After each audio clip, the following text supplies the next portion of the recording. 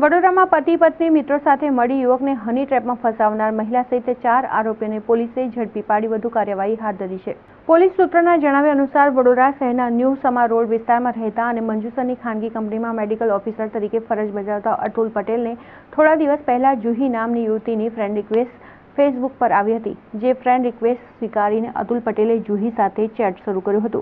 જુહીએ massage therapist તરીકે ઓળખ આપીને મસાજ કરાવવા માટેનો પ્રસ્તાવ મૂક્યો હતો, જે બાદ અતુલભાઈ પટેલે 1000 રૂપિયામાં મસાજ કરાવવાનું નક્કી કર્યું હતું અને અતુલભાઈ જુહીના ઘરે ગોત્રી સંસ્કારનગર ખાતે પહોંચ્યા હતા, જ્યાં બેડરૂમમાં જઈને મસાજ માટે કપડાં કાઢતાની સાથે 3 ઈસમો ઘરમાં ઘસી આવ્યા હતા અને પોલીસ હોવાની ઓળખ આપી હતી। પોલીસના સાંગમાં આવેલા 3 વ્યક્તિઓએ એપાર્ટમેન્ટમાંની ફરિયાદ આવી છે,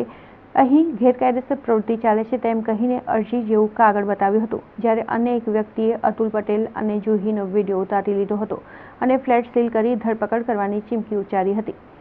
પોલીસના નામથી ડરી ગયેલા અતુલ પટેલે બહાર જ પતાવટ માટે રજૂઆત કરતા જ પોલીસના સ્વાંગમાં આવેલા ગઠિયાઓએ 10 લાખ રૂપિયાની માંગણી કરી હતી અને આ રૂપિયા નહીં આપે તો કેસ કરીશું તેવી ધમકી ઉચ્ચારી હતી। ત્રણેય ગઠિયાઓએ અતુલ પટેલને લઈને તેઓના ઘરે જઈને એટીએમ કાર્ડ લઈને 1 લાખ રૂપિયા ઉપાડ્યા હતા। બાકીના રૂપિયા સાંજે આપવા પડશે, નહીં તો વિડીયો વાયરલ કરીને બળાત્કારના કેસમાં ફસાવી દેવાની ધમકી ઉચ્ચારી હતી। બીજા દિવસે મસાજ માટે બોલાવનાર મહિલા જુહીએ પણ ફોન કરીને ફરિયાદી પાસે રૂપિયાની માંગણી કરી હતી અને રૂપિયા નહીં આપે તો બળાત્કારના કેસમાં ફસાવી દેવાની ચીમકી ઉચ્ચારતા